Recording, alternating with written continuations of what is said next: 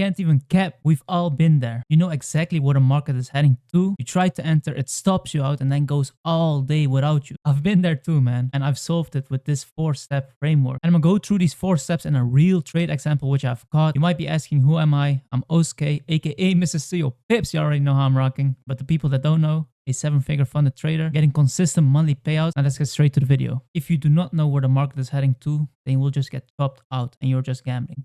So the first step is narrative creation. And how do we do that? The market moves from liquidity to liquidity. We want to see the market move from internal range liquidity to external range liquidity. Inside that internal range liquidity, we want to see something happen, which I will explain in a bit. And then we can target the external range liquidity. When I say target, I do not mean you hold your trade all the way to there.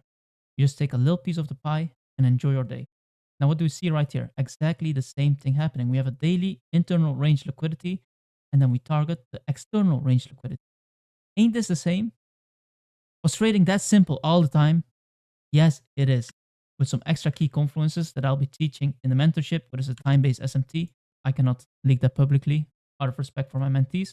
Now then, what is step 2? Step 2 is that we want to see early participants taken out. So inside of the daily fair value gap, we see the previous day's high get taken out, while simultaneously the Asia highs get taken out. Now, a lot of people would lose a trade just because they were only on step 2 and didn't use step 3 to validate the next thing.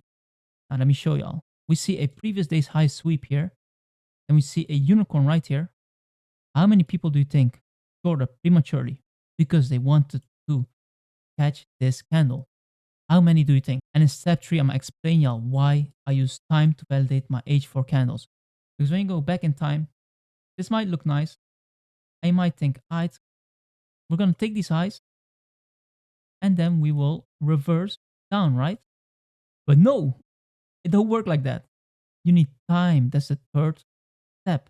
Time and price. Since day 1, I've been telling y'all, just listen, open your ears.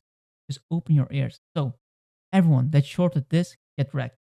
So step 2, we have early participants taken out twice. We have the previous day's highs taken out, and then we have the Asia highs taken out. So what then is our next step? We validate our H4 power of 3 candle by time. As you guys know, this candle right here opens at 1 a.m. and it closes at 5 a.m. So we want to enter between those times. And now let me give you all some more time sauce. We look for our snipes after 2 a.m. We don't care about what happens at 1 a.m. Which let me delineate for you blind guys right here. So we do not care what happens here. We just care after 2 a.m. Now, Oscay, can the unicorn happen before 2 a.m.? Yes, it can. And then we would just enter a retracement, for example. But in this scenario right here, we see the unicorn happening after 2 a.m. as per usual. Make it make sense. And I also got hundreds of journal trades proving that these times are the key times to trade, which you can access in my mentorship. Check the bio right here.